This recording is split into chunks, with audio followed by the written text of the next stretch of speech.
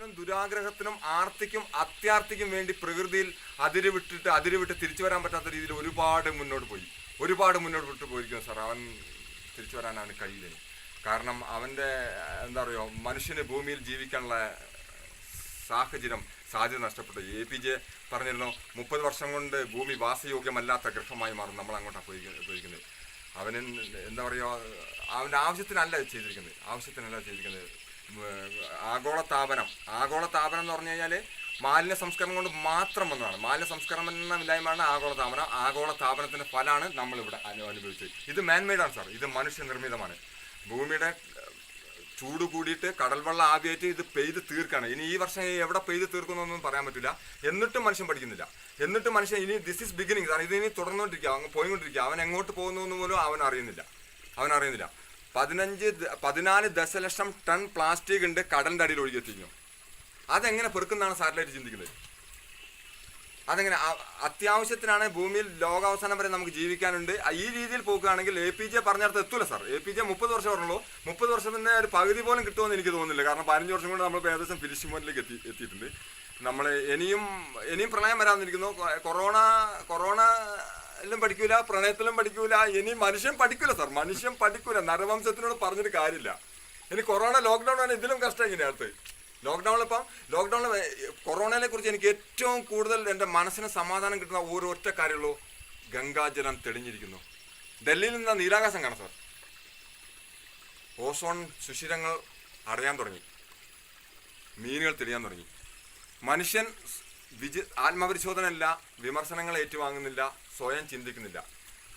അവൻ്റെ ആഗ്രഹം, ദുരാഗ്രഹം, ആർത്തി, അത്യാർത്തി എന്നിട്ടും അവന് മതിയാകുന്നില്ല. നീര് വിറ്റമ്മ തൻ മാറുവിറ്റു, ക്ഷീരവും കറവ കണക്ക് വിറ്റില്ലേ. ഇനി വരും നൂറ്റാണ്ടിൽ ഞാൻ സംസാരിക്കുന്നില്ല. ഞാൻ നിങ്ങളെ കണ്ട് നിങ്ങളുടെ സൗഹൃദത്തിന് നമ്മൾ സംസാരിക്കും. ഞാൻ സംസാരിക്കാൻ ആഗ്രഹിക്കുന്നില്ല, ഇഷ്ടപ്പെടുന്നില്ല സാർ. ഇതാണ് അടുത്ത തലമുറക്ക് ഒന്നും അറിയില്ല. നീർക്കോലി ഏതാണെന്നറിയില്ല, മരക്കോലി ഏതാണെന്നറിയില്ല, നെല്ലറിയില്ല, പുല്ലറിയില്ല, കാർഷിക സംസ്കൃതി അറിയില്ല. വനമായിട്ട് തന്നെ സംരക്ഷിക്കണം. കാർഷിക സംസ്കൃതി നിലനിർത്തണം. പുതിയ തലമുറേനെ കൃഷി പഠിപ്പിക്കണം.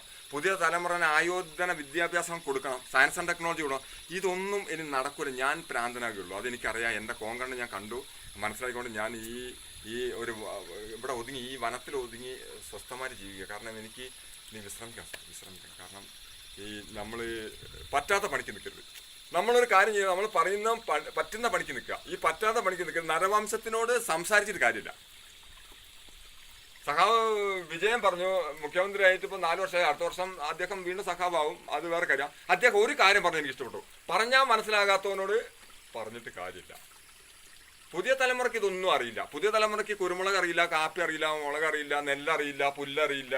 ഇനി അറിഞ്ഞാൽ അവിടെ പോകണമില്ല. ഇനി മാറൂല്ല സാർ, മാറൂല്ല.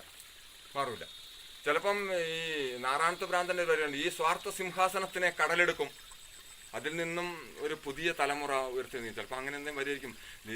മാറ്റം വന്നുകൊണ്ടിരിക്കുകയാണല്ലോ പ്രകൃതിയിൽ. കാരണം ശിലായുഗത്തിൽ നിന്ന് ലോഹയുഗത്തിന് പ്ലാസ്റ്റിക് യുഗം, പ്ലാസ്റ്റിക് യുഗത്തിൽ നിന്ന് കമ്പ്യൂട്ടർ യുഗം. ഇതങ്ങനെ മാറിക്കൊണ്ടിരിക്കുകയാണ്. പക്ഷേ നമ്മൾക്ക് തടുക്കാൻ പറ്റില്ല സാർ. പ്ലീസ്, നമ്മൾ ദയനീയമായിട്ട് പരാജയപ്പെട്ടു പോകും. ഇത് തടുക്കാൻ പറ്റില്ല നമുക്ക്. നമ്മളുൾപ്പെടെയുള്ളവർ പ്ലാസ്റ്റിക് കവറും കുപ്പിച്ചില്ലും പഴംതുണികളും ഭൂമിയിൽ ഉപേക്ഷിച്ചതിൻ്റെ അനന്തരഫലമാണ് ഇവിടെ അനുഭവിച്ചത്. പച്ചക്കാട് വയനാട് ജില്ലേൻ്റെ കണ്ണായി പോയത്. സാർ മരിക്കുകയാണെങ്കിൽ പെട്ടെന്ന് പോകുന്ന സാറിൻ്റെ കണ്ണ. ഇവിടെ പെയ്ത മഴയുടെ, അതായത് വേൾഡ് വാർമിങ്ങിൽ വെള്ളം ആവിച്ച് മേഘമായി രൂപപ്പെട്ട് ഈ മേഘം എവിടെ പെയ്ത് തീർത്തേ പറ്റുമോ? എനിക്കൊരു ദയനീയ ചിത്രം അങ്ങനെയാണ് എനിക്ക് പറയാനുള്ളത്. ഒരു പ്ലാസ്റ്റിക് പെറുക്കാൻ ഒരാളില്ല, ഒരു പഴംതുണി പെറുക്കാൻ ആളില്ല, ഒരു റോട്ടിൽ ഒരു മരം വെച്ച് പിടിപ്പിക്കാൻ ആളില്ല സാർ. ഒരു മരത്തായി നച്ചു പിടിപ്പിക്കാൻ ഓരോരോ വർഷവും ഗവൺമെൻറ് 10,000 കണക്കിന് തൈ ഇവിടെ സപ്ലൈ ചെയ്തിട്ടുണ്ട്.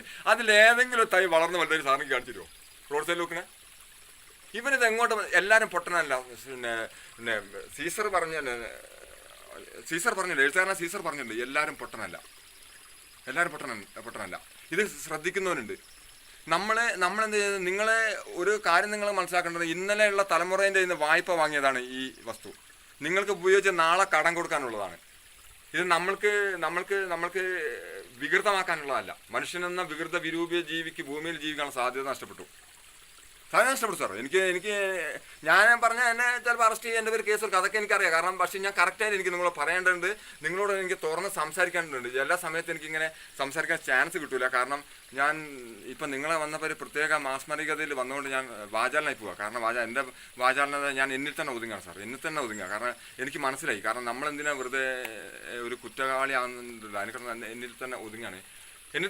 കാരണം എനിക്ക് വളരെ വളരെ വേദന ഉണ്ട്, സാർ, വളരെ വേദന ഉണ്ട്. കാരണം നമ്മളിങ്ങനെ ആവുകയാണ്, ഇങ്ങനെ ആയല്ലോ, ഇനിയും ഇങ്ങനെ ആവുകയാണല്ലോ. ദുരമൂത്തു നമ്മൾക്ക് പുഴ കറുത്തുല്ലേ, ചതിമൂത്തു നമ്മൾക്ക് മല വെളുത്തു, തിരമുത്തമുത്തോരു കഴിമണൽ തീരത്തു വരയിട്ടു നമ്മൾ പൊതിഞ്ഞെടുത്തു.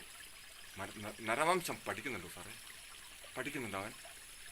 ഈ 2018 പ്രളയത്തിലെ കടലിലുള്ള കംപ്ലീറ്റ് പ്ലാസ്റ്റിക് കവറും എടുത്തിട്ട് പുറത്തിട്ട് കിടത്തി, എന്നിട്ട് പഠിച്ചില്ല. ഇപ്പം ഇനി വരാനിരിക്കുന്നു കൊറോണ പ്രളയവും കൂടി ആകുമ്പം ഇനി വെയിറ്റ് ആൻഡ് സീ എന്താ സംഭവിക്കുന്നത്. അതന്നെ നമുക്ക് മനസ്സിലാക്കിയെടുക്കാൻ പറ്റും. മനുഷ്യൻ എന്ന വികൃത വിരൂപിക്ക് ഭൂമിയിൽ ജീവിക്കാനുള്ള സാധ്യത നഷ്ടപ്പെട്ടു. കഴിഞ്ഞ ദിവസം ഇവിടെ തഹസിൽദാർ ഉൾപ്പെടെയുള്ള ഗവൺമെൻറ് RDO ഓഫീസേഴ്സ് വന്ന് ഞാൻ അവരോടും പറഞ്ഞതാണ്, കാരണം തുറന്ന് പറഞ്ഞു. കാരണം ഇങ്ങനെ എന്നിട്ടും പ്ലാസ്റ്റിക് കവറും കുപ്പിച്ചിൽ ഇപ്പോഴും ഇട്ടുകൊണ്ടിരിക്കുന്നുണ്ട്, ഇന്നും ഇട്ടുകൊണ്ടിരിക്കും, നാളെ ഇട്ടുകൊണ്ടിരിക്കും, മറ്റന്നാളും ഇട്ടുകൊണ്ടിരിക്കും. ഗ്രീൻ സിറ്റിൻ്റെ ഇതിൽ വന്നിട്ട് ഓഫീസേഴ്സ് വന്നിട്ട് പാർട്ടി നടത്തിയിട്ട് ആ പ്ലാസ്റ്റിക് കവറും കുപ്പിച്ചില്ലോ അതല്ല പ്ലാസ്റ്റിക് കുപ്പികളൊക്കെ ഇവിടെ അവിടെ ഉപയോഗിച്ചിട്ട് പോയി. ഇത് പുസ്തകത്തിൽ എഴുതി വെക്കുക. പുസ്തകത്തിൽ പശു പുല്ലിനുമില്ല സാറേ. നിങ്ങൾ പശുവിനെ പുല്ലരിഞ്ഞ് കുളിപ്പിച്ച് ജിയോഗ്രഫി നോക്കിയിട്ട് വളർത്തണം. അല്ലാണ്ട് പുസ്തകത്തിൽ പശുവിനെ പുല്ലിങ്ങനെ അരിഞ്ഞിട്ടുകൊണ്ടുള്ള ഒരു കാര്യമില്ല. ഇനി എന്താ പറയുക, എനിക്ക് വളരെ വിഷമമുണ്ട്. കാരണം ഞാൻ മൗനത്തിലേക്ക് പോകണം സാർ. ഞാൻ അങ്ങേക്ക് നന്ദി, എനിക്കൊരു അവസരം തന്നില്ല, അങ്ങനെ നന്ദി അറിയിക്കുന്നു. എൻ്റെ കടപ്പാടും കൃതജ്ഞതയും നന്ദി രേഖപ്പെടുത്തിക്കൊണ്ട്